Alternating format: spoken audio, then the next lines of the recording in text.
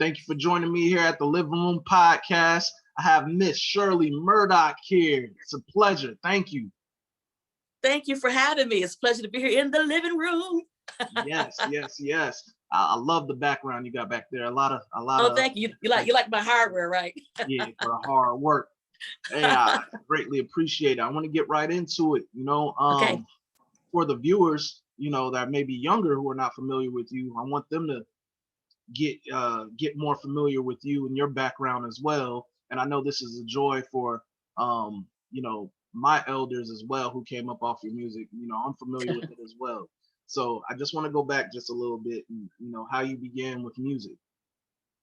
Well, I grew up as a little girl in Toledo, Ohio, listening to music at a very young age, and really realizing that I have this gift from God, this ability to sing. As long as I can remember walking and talking, I remember being able to sing. So, but then I know that God did something special with it because of how it made me feel when I would sing and how the people responded when they heard me sing. So I knew it was his super on my natural. It wasn't just me by myself. So, but just being a little girl watching TV and seeing a little curly haired white girl on the TV by the name of Shirley Temple. Her name was Shirley, so I could identify with that. And she could sing and she could dance. And I said, one day that's gonna be me. So that desire, that stirred up the gift that was in me. And I grew up singing in my church choir. And growing in my relationship with God, I thought that God would make that happen for me, but it would be in the area of gospel music. So I pursued gospel for many, many years, but those doors never opened for me. But then I met a man by the name of the late great Roger Troutman. And he heard me singing on a song called Jesus is Love that he heard because my cousin came to visit my family in Toledo. She worked for Troutman Enterprises. Her name is Jill. And so she heard me singing Jesus is Love on this tape from a ministry that I was a part of. We would go all over the country and do revivals for like a week at a time and stay in that city. And this was recorded for one of the crusades that we did in Toledo. So that was the theme song, Jesus is Love. She took it back to Roger. And Larry Troutman heard it and they were like, okay, well, who's this girl? And does she want to make records? Does she want to sing? So when I got back home, my family was gape like a mug, man. They were like, ooh, Roger Troutman and Zapp. I'm like, okay, who's Roger and what's the Zapp? Because I was really mainly into gospel music. I heard things on the radio, but I couldn't actually equate this artist with that song. But so I really wasn't that familiar. So my elder sister and I went to Dayton to talk to Roger. And I told him that I wanted to sing gospel, but they didn't have any connections in that area. So I said, well, thank you, but no thank you. Just like I turned down so many offers to sing mainstream, but I left there this time saying, God, why is this the only door that's opening? Could this be the path for my life? And so after much prayer, after much talking to my family and my pastor, I walked by faith through the open door, and the rest is history. So how did it come about with you meeting Roger? Like how were you just at the perfect place at the right time to meet this man? No. My cousin took that little cassette tape and let him hear it, and they were interested in who I was and if I wanted to make records. Okay, and that's how it started off. And the first record by you and him, what was that? Well, the very first album was my debut album, self-entitled album, Shirley Murdock. That's the one that has As We Lay and Go On Without You on it. And but I tell you, because he knew me and knew it was my desire to sing gospel, I said to him, listen, this record cannot go out without me saying something to the Lord on it, because that's who I am. I never separated my spiritual life from my everyday life. They're one and the same. And so in my spiritual life, informs me how to go about my everyday life because of God's spirit inside of me. He leads and guides me and directs me. And so I said, this record cannot go out without me saying something to the Lord. And I have a little song on there called My Tribute. And it says, I shall not forget what you've done for me. I shall not forget how you set me free. Everywhere I go, everyone will know Jesus lives within my soul. Thank you for this time to say what's on my mind. You are everything to me. And that's my tribute. And the record company did not want it on the record, but Roger and Larry fought. They fought to get that on the record because they knew what it meant to me. So not only that record, but every record I did ever since, I always had a gospel song or inspirational song, because that's part of the totality of who I am. And I promised God I would never leave him. I would treat it like any other job. You take who you are and everything that you are to wherever you're planted. So it's been an amazing journey. Definitely, definitely. And I have a question. Did your collaboration on Computer Love, was that before your solo album? It was before my solo album came out. We were working on my record. Yes, we were working on my record. And actually, my record was held back a year before it actually came out. And was I upset? Ooh, I was broke because you know how you wait so long for something to actually happen. But it was really good that it didn't come out when it did, because at that time, Electra was under a regime change. And you know, most times you got new people coming in. They don't want to build on somebody else's foundation. They want to, you know, start their own thing. And I think I hear a little buzzing going on. Okay. So it was good. So then we had, so by the time our record came out, there was a brand new regime, you know, and now we got these new people who really want to prove themselves, you know, coming into the record company. So it really worked out for me. So while I was on tour with Roger, because while I was making my record, well, let me back up. Before I moved to Dayton, I used to commute back and forth from Toledo to Dayton to make the record. And Roger was on tour. I think he was on tour with Prince or with Rick James at the time. And so sometimes I would be in the studio with other producers. Sometimes it might have been Billy Beck from the Ohio Players or Chet and Diamond from the Ohio Players. And so we were working on my record. And then when Roger would come back home, we work on the record. He also advised me to move to Dayton because he said, well, Shirley, if we're going to make this record, I need you to move to Dayton because you're used to singing in church. You're used to singing, you know, free, but I need to teach you how to sing in the studio. I need to teach you how to sing in the pocket. So just that learning how to make records, I learned so much from Roger, you know. And so then he offered me an opportunity to go on the road with him to sing background, which is good training for me as a oh, don't worry about that, as a young artist getting ready to do what he's doing. So it's really a blessing, you know, if you're getting ready to do something, you have an opportunity to be with somebody that's doing what you're trying to do. So it was really a blessing. And I met my husband, you know, through Zapp and Rogers because he came in as a staff musician. But so in the interim, Roger was working on Roger was having a conversation with my then boyfriend Dale, who became my husband. He was saying that he was feeling like people just didn't really want to hear the talk box anymore. And I remember Dale saying, well, no, man, you know, maybe you just mix it up a little bit, do something a little different, maybe a ballad or two computers and, you know, have In Love. And so Dale took a song that he had written along with Sugarfoot from the Ohio Players, a song called I Will Be Your Star. That's on Sugarfoot's last solo album. And so that beat, boom, that beat, right? Mm-hmm. So he gave it to Raj, and Raj took what he said about computers, and that's how Computer Love got started. So one day Charlie Wilson came into town, and I think I might have been out of town at the time, but Charlie came in and he heard Computer Love. One thing about singers, if we hear some good music, we want to sing on it. So Charlie started grooving and started singing on it, and Roger's type of dude like this. If you singing and he don't want you to waste nothing. He'll put his hand over your mouth. He'll put some duct tape. He don't want you to sing until he's ready to record. It's like, don't waste it. So he heard the song and wanted to sing on it. So Roger got it all set up for him to sing. And there were no verses at the time. There was only that music, that beat that everybody loved that's still alive after 30-something years.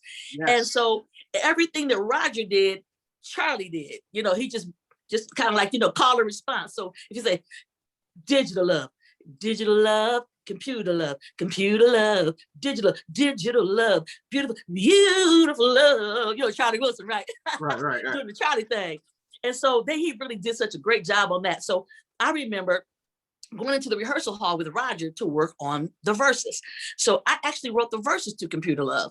And so then we went back over to the studio and I would lay something down and he came back with a talk box to lay it on top of that. So it's like the difference between Computer Love and some of the early Zapp records, because now you got human a marriage between human and the talk box and the talk box. So that really kind of made the talk box a little more human sounding. And as you notice, you were able to understand what the talk box was saying a little more better after some time went by. So it was a great music marriage between Roger and myself, and we had no idea how ahead of our time that we were. And because here we are talking on Zoom, our computers and all this technology, thanks to modern technology.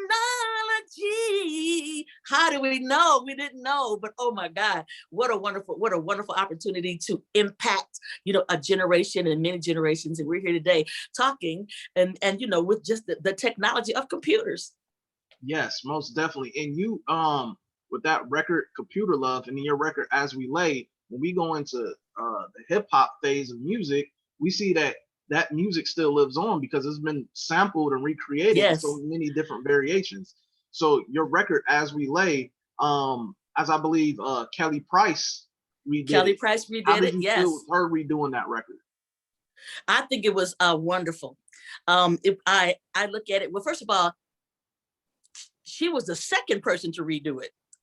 Okay. The first person to redo it was yours truly, because Roger had a group that he produced called The Human Body that consisted of Billy Beck and Larry Hatcher and Ray Davis from P-Funk. You know that bow wow wow yippee yo yippee yay deep voice. Mm-hmm. That was the late great Ray Davis was a part of that group, and that song came out on Bearsville's Records, but it just never got into the ears of the people.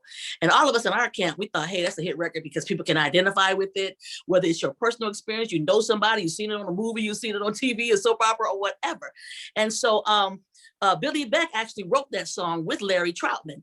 And so when I was approached to do it, I was like, I don't know, because, I'm straight out the church, number one, y'all want me to sing As We Lay?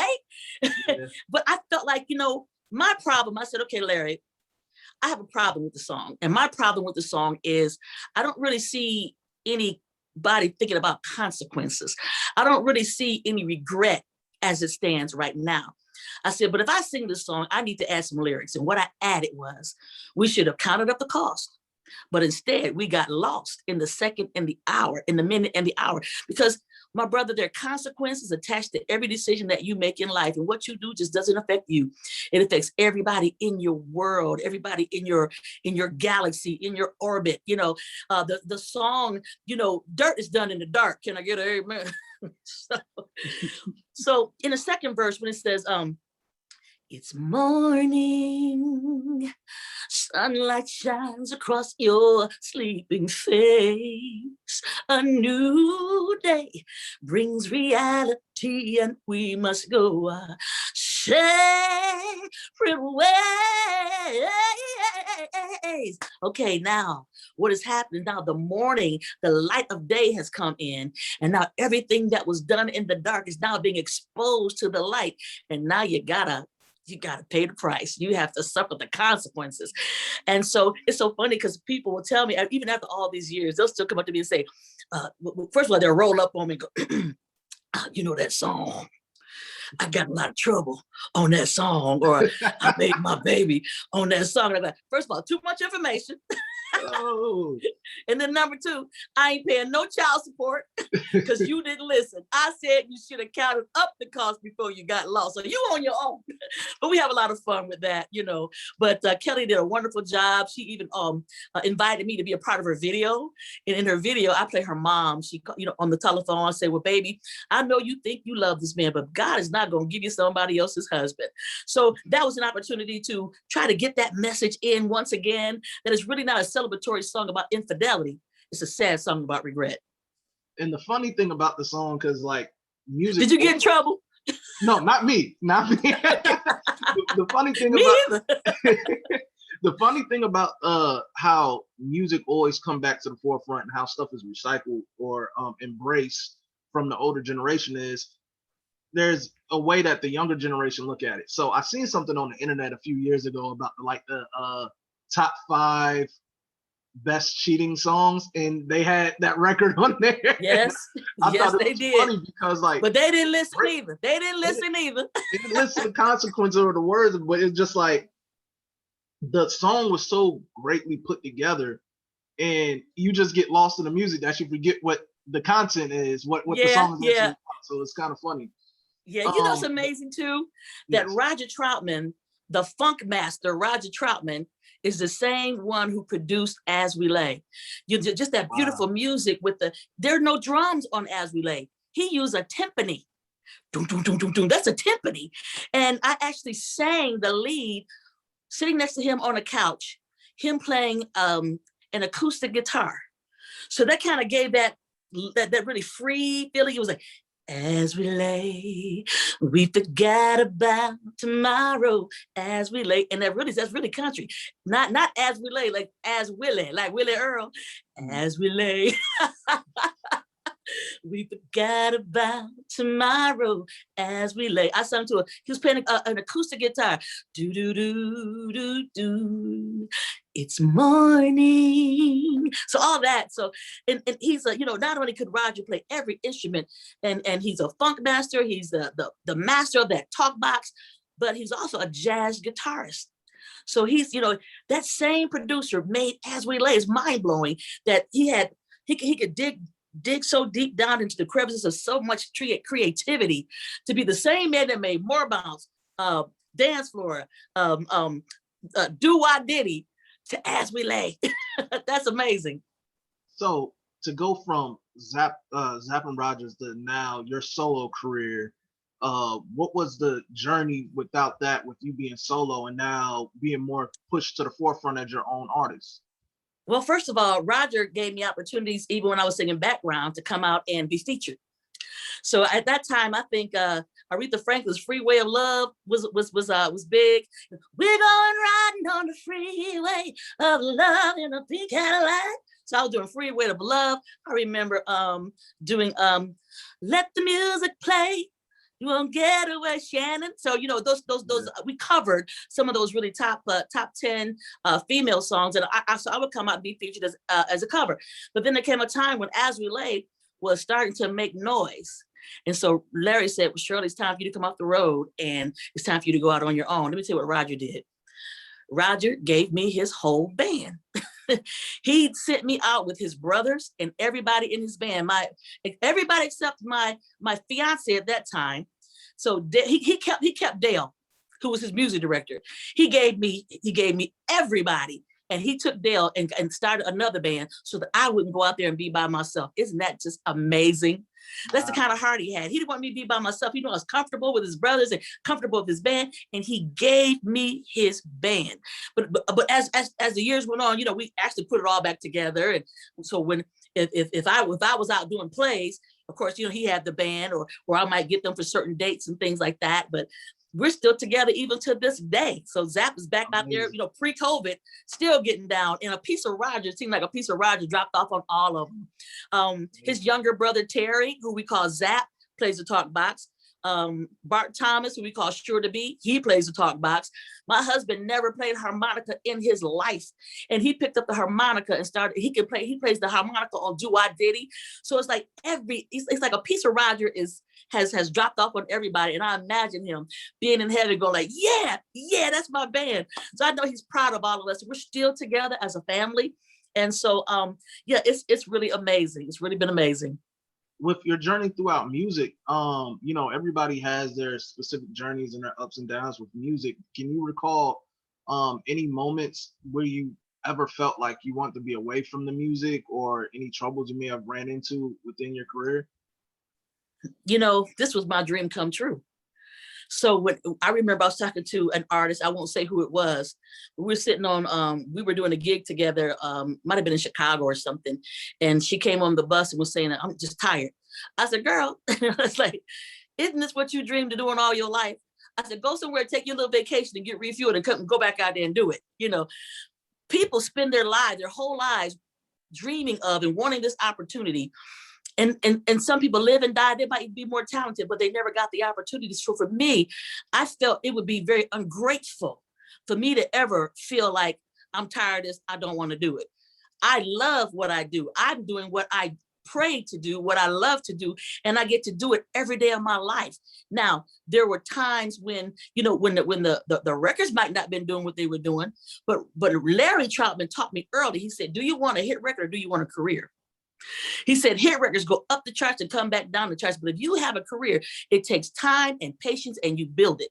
So if the record takes me to here and then the record goes down the charts, I don't do like this. If I'm building my career and I'm taking the advice of Roger, who said that record can't stay up there. When As We Lay was on the top of the charts, he said, right now, this record's on the top of the charts. You are the best thing since sliced bread. You're the best thing since ice cream. He said, the record company, they love you. They'll name their kids after you.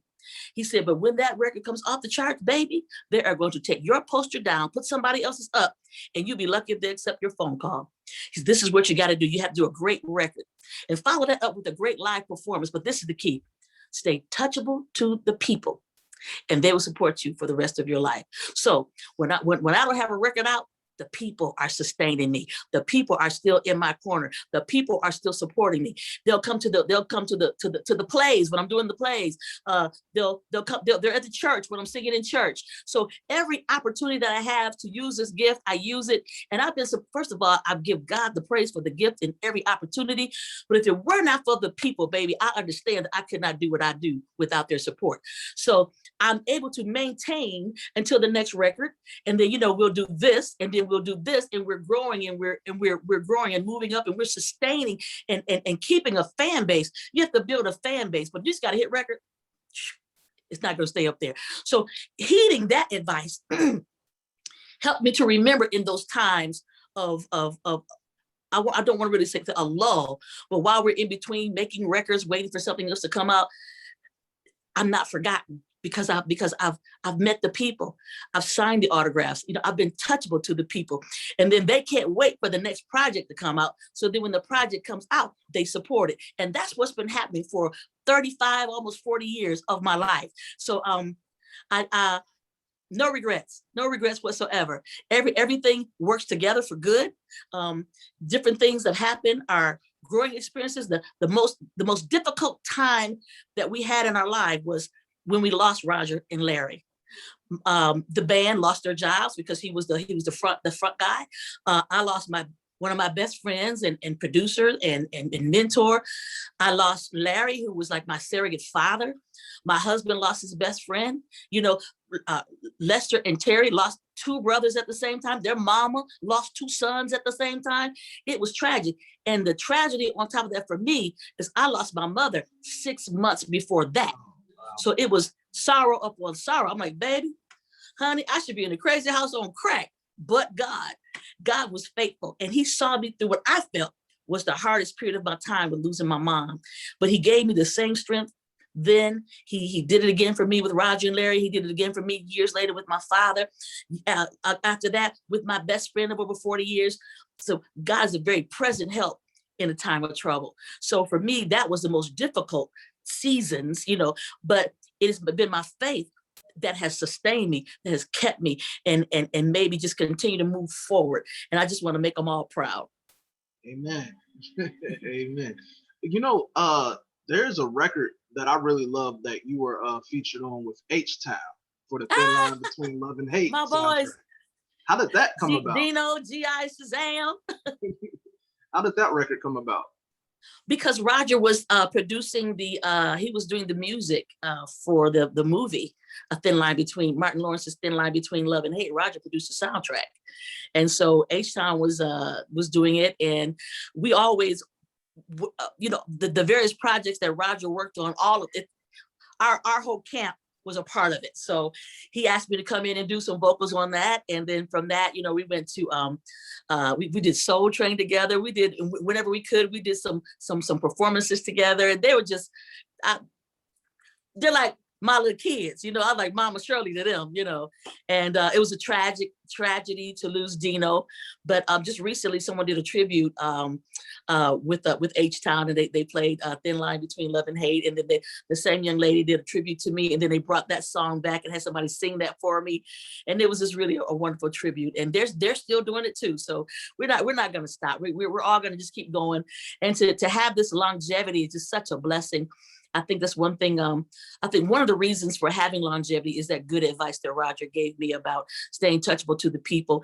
But I think it's important when the music that you make, the words that you speak, if you can hit the bullseye of the human existence, our emotions and the things that we go through.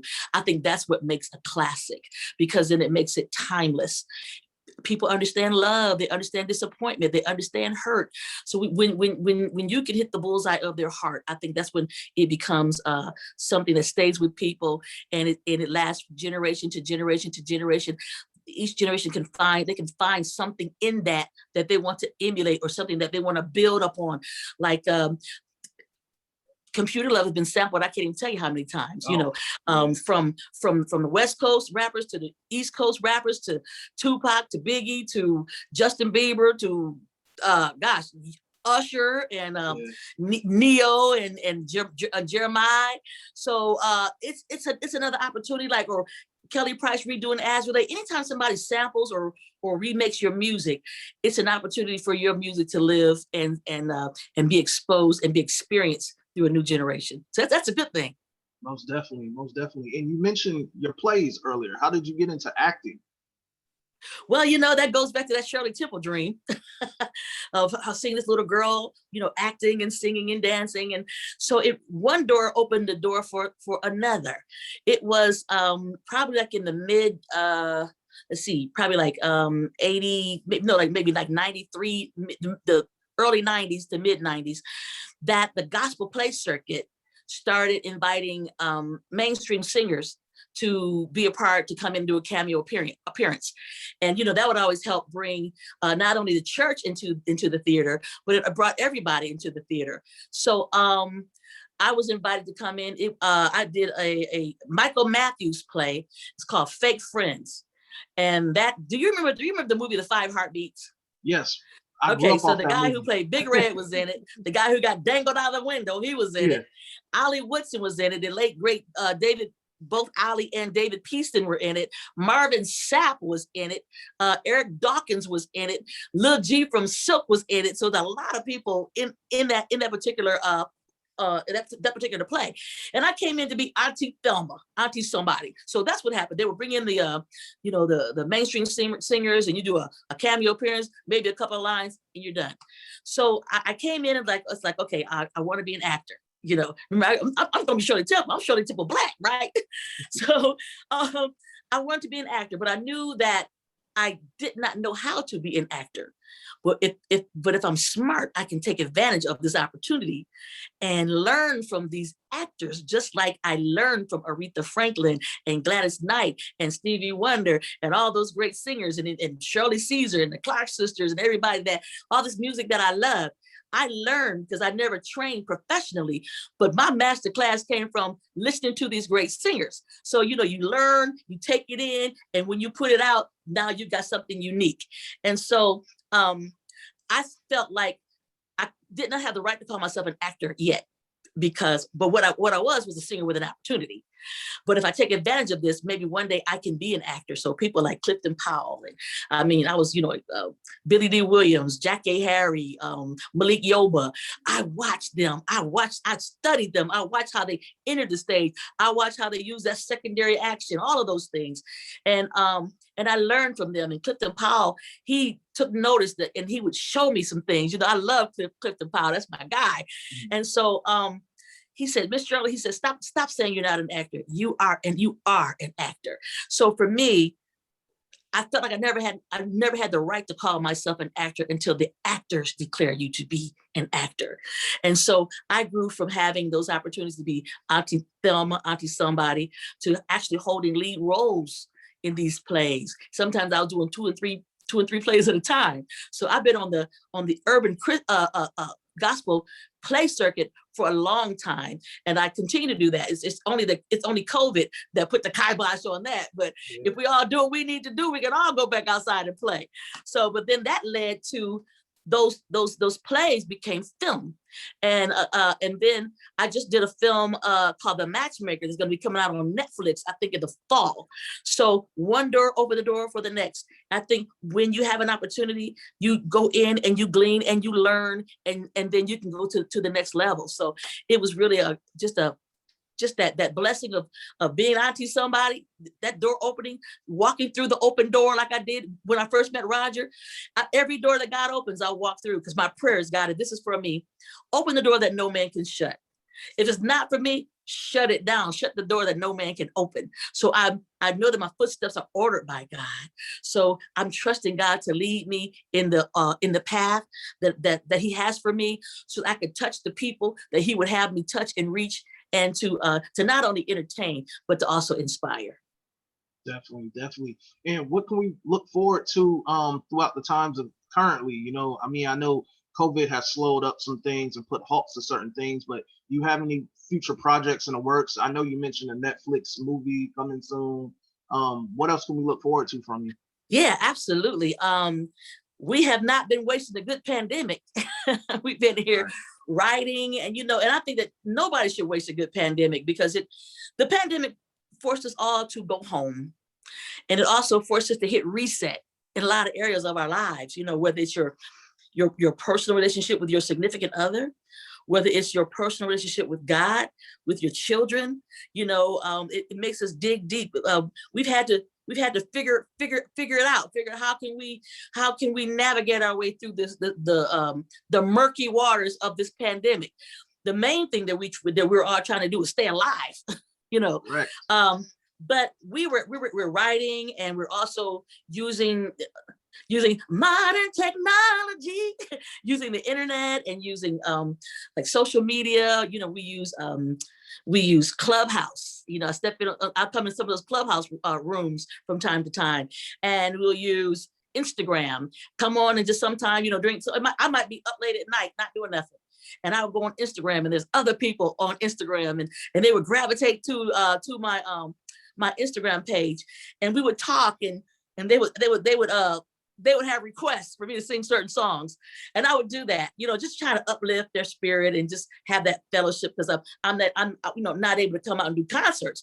And we utilize our Twitter, and I was very active in the election, dealing with a coalition of women called #Win with Black Women. you know, Black women can get it done, so Yes, we were Lord. very much a part of standing behind our MVP, Madam Vice President Kamala Harris. Yes. And we were very instrumental in using our platform to get those two senators out of Georgia. And so I've become an activist in my old age. But I think it's so important that when you've been given a platform, a place to speak, when you've been given a bully pulpit, a bull's horn, you have to use that for good. You have to use it to try to unite people, to inform people, to educate people. So during that time, we were very, very active on the political scene, doing all types of Instagram, interviews and things like that, to try to get people to get out to vote, all of those things. But we also, because of what was going on in 2020 with the pandemic, people losing loved ones, and all the social unrest, watching the George Floyd trial even now, and all the social unrest, the protesting, my gosh, all the vitriol in the atmosphere with the left and the right. Everybody's been praying. We're praying for answers, praying for peace, praying for unity. But when we pray believing that not only does God hear, but He answers. And so, but if you don't prepare, you'll miss it. If you think about a woman being pregnant with a baby, if she knows she's got a baby coming, she's gonna start getting that nursery ready, right? So, we have to prepare ourselves for the answer. And so my husband and I, we grew up in a time where the music always reflected what was happening in society. So there's a wonderful song, a classic by Curtis Mayfield and the Impressions, called "People Get Ready." So we decided to do that. Even James Brown had "Say It Loud, I'm Black and I'm Proud." Curtis Mayfield's "People Get Ready," and Marvin Gaye, "What's Going On." Music just always spoke to what was happening, in society. Right. So we thought that would be a great song, because we wanted to make a deposit into the atmosphere of unity and of hope and of help. And so the song says, "You don't need no ticket. All you got to do is get on board. Faith is the key to open the door. So come on and board them." So we wanted people to come on and board this train of change, that things are not going to stay the same. Things are on their way to getting better. We have to believe, and we have to do all we can on our part to bring it to fruition. So we felt it was a great time for such a time, a great song for such a time as this. And so that's like the the first song of a project that I'm working on called Life Songs, because I've always sung about life, whether it's As We Lay or In Your Eyes or Going Without You, Husband, Computer Love, I Love Me Better Than That, Than to Lay Here and Cry, to Stay Here and Die.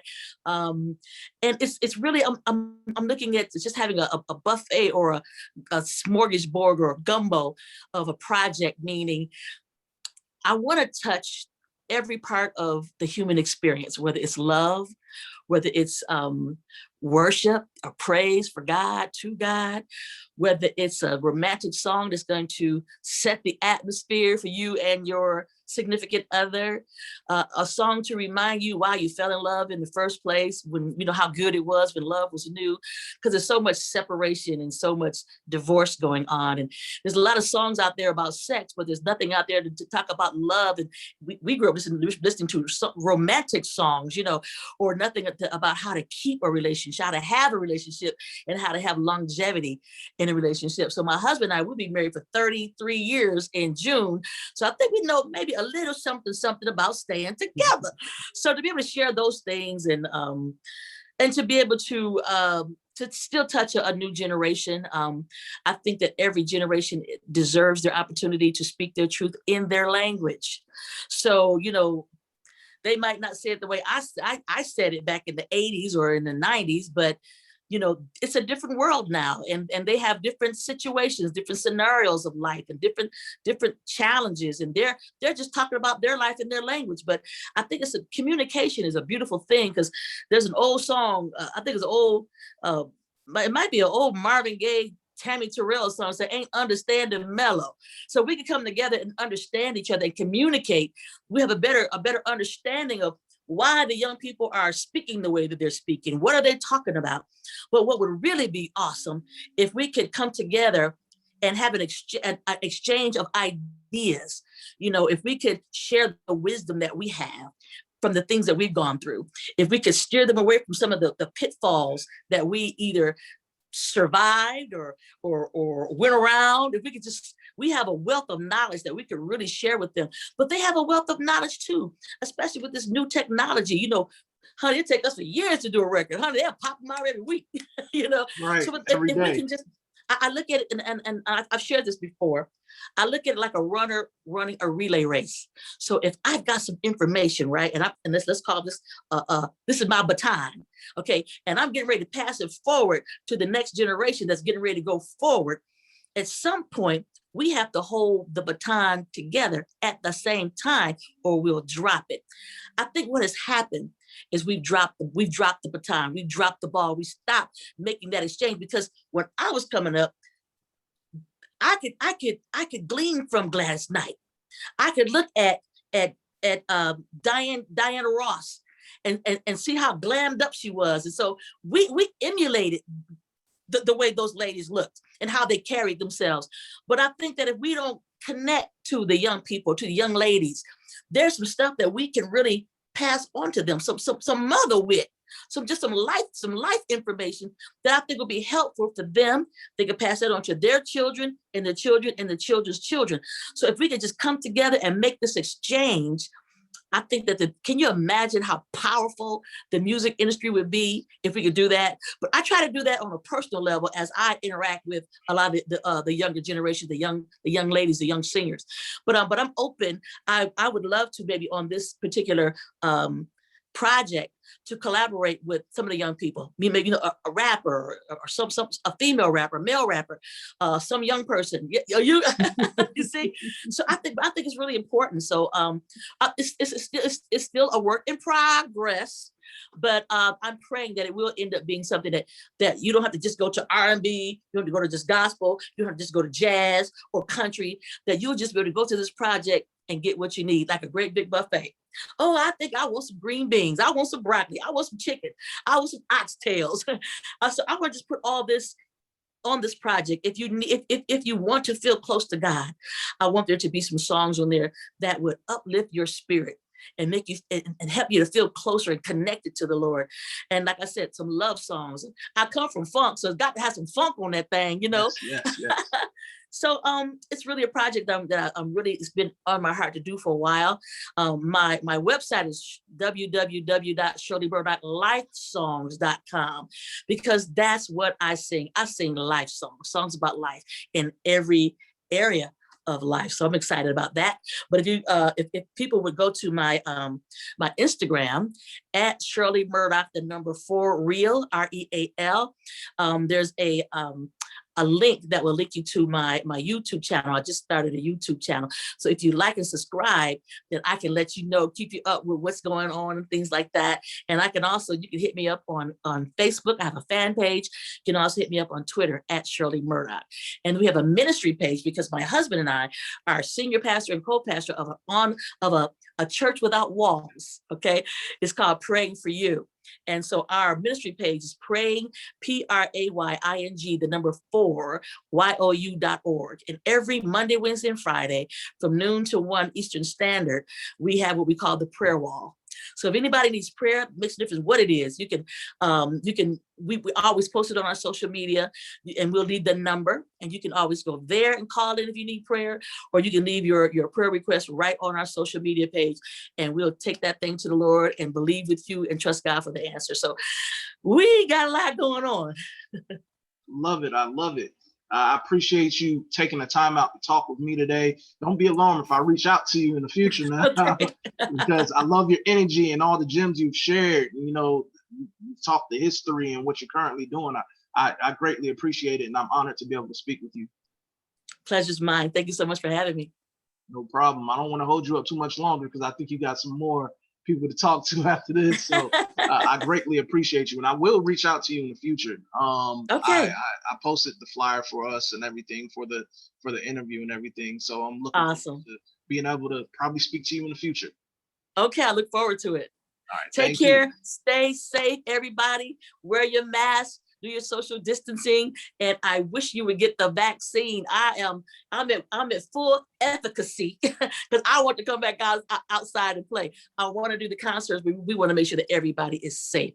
And just FYI, some people may not know, it was a Black woman who helped develop the Moderna vaccine. Yes. So Yes. so you know, I know we have our trepidations, but remember we prayed for this answer. So take the cure. God bless everybody.